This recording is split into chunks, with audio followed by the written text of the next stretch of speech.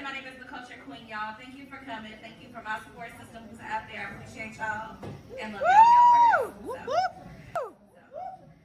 When I was first invited to be one of this month's Girl Code speakers, I was in the middle of a full life transition, sparked by the end of a saga that was full of being fooled, hoodwinked, and bamboozled.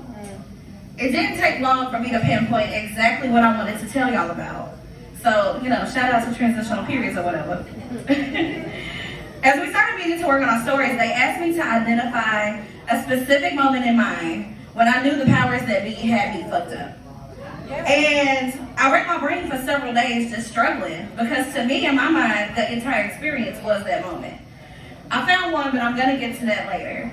For now, I want y'all to know that I dedicate this story to the Black women in Louisville that it represents. The women who are employed at these companies who love your contributions and output, but don't reflect it in your promotions or pay. The women who pour into their roles with their full selves just to be given every excuse in the book about why you're not progressing up the ladder as fast as so-and-so's nephew who was hired to be your boss or counterpart with less experience. And the women who have moments that break the camel's back every damn day to the point that they all run together, but somehow you keep patching it up and keep on going anyway. I see you, I am you, and I hope that you are encouraged after this to know that there is so much more out there waiting to be claimed with your name on it.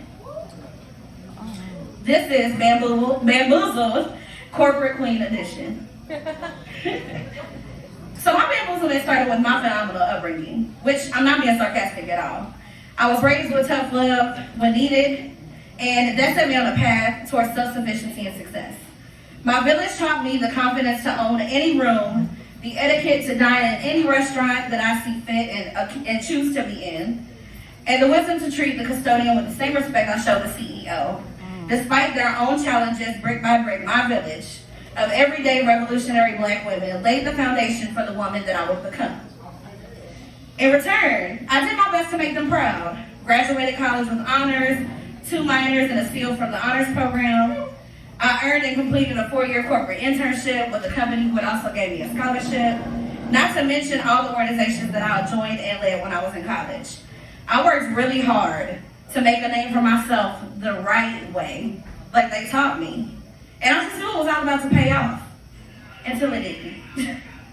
See, in hindsight, I think that I was fully prepared to make it through college, but I had no idea how to navigate what came next in the workforce that was awaiting me.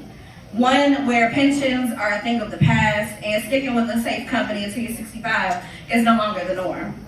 I knew my worth, but I didn't know how to advocate for it without feeling guilty. So I'm gonna drop a gem for y'all real quick. Let's see if y'all pick it up. Girl and guys, talk your shit. Cause here's what happens when you don't. That company I spent all that time with threw me a call center role as my first big girl job. Education requirement, high school diploma. Y'all heard my credentials, right? So naturally, I was prepared to say no to that role. But imagine my surprise when the same people who taught me to stand in my worth were now the same ones telling me that I should just accept that job because we gotta start somewhere. I succumbed to the pressure and accepted the role against my better judgment and everything in my gut, perpetuating the idea that we should just be grateful to have a job no matter whatever it is. Gem number 2. My beautiful Black people, please stop saying that to college grads. You cannot spend a lifetime pushing them to be twice as good and then tell them to be happy with table scraps.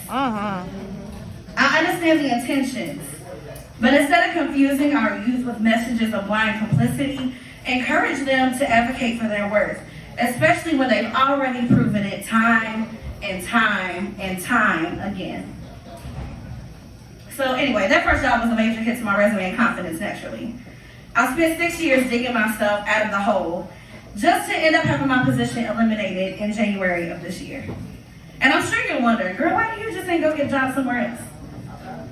To sum it up, my corporate career operated a lot like an abusive relationship. The company had built me up to throw me down when it mattered the most, and it kept showing me that I wasn't valued. But instead of leaving, I started believing it.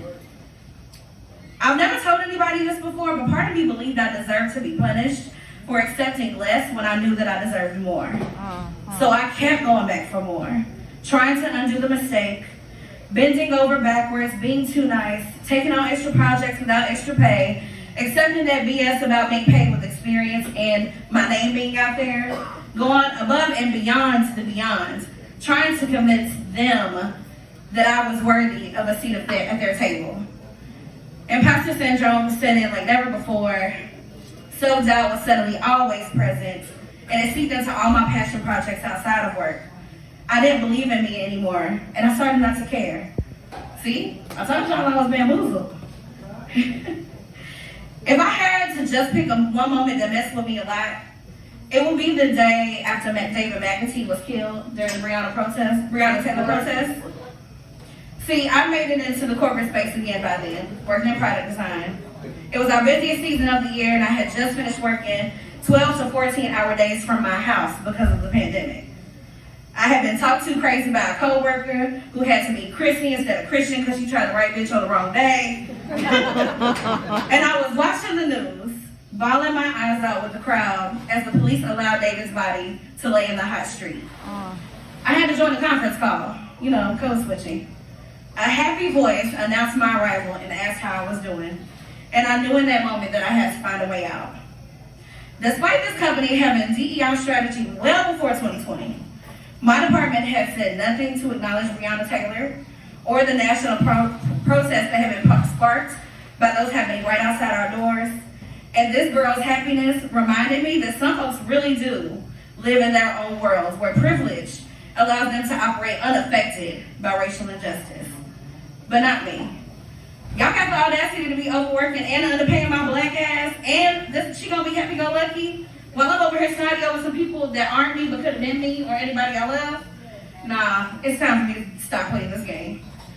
Gem number 3. I don't know who in the audience needs to hear this reminder tonight, but whether it is a job or a significant other, please hear me clearly. Don't make nobody tell you that they don't respect you more than once. Y'all got it? Don't make nobody tell you they disrespect you more than once. I had spent years feeling bitter, defeated, lost, and then things finally started looking up. Since I wasn't courageous enough to quit on my own, God gave me a door to walk out of, and I did on January 9th with both of my middle fingers held high up to the sky. I'm so glad that I experienced all of this on the front end of my career because I learned to never, ever accept less than my worth from anyone or anything ever again. I will never tether myself so tightly to anything I don't own. I even forgave myself after I finally tapped into the real reason that I said yes to this crazy cost of the job in the first place. See, sometimes your people will want to steer you in the direction of their comfort, even if your heart says something else. Which leads me to the 4th and final gem I'm gonna drop for y'all tonight. Even though they mean well, you have to be so careful about letting folks advise you on positions they ain't never had to play. Well, come on. The lessons that you learn growing up will serve you for your entire life. But part of getting grown is learning when, where, and how those lessons should be applied to you. So today I'm grateful that I was bamboozled. Now that I'm on the other side, if I hadn't lost myself, I never would have dusted off my long lost artistry. I never would have started trying new things like being with y'all tonight in this space. I would have never found the confidence to own my creativity fully or even consider that it can become my new path. Shit, to be honest, it was probably my path all along.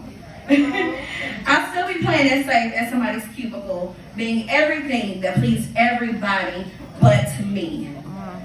So if I hadn't been full hoodwinked and bamboozled by the false promises of corporate America, I wouldn't be in this beautiful season of rebuilding Chrissy, the culture queen, and to the woman that she wants to be. Thank you.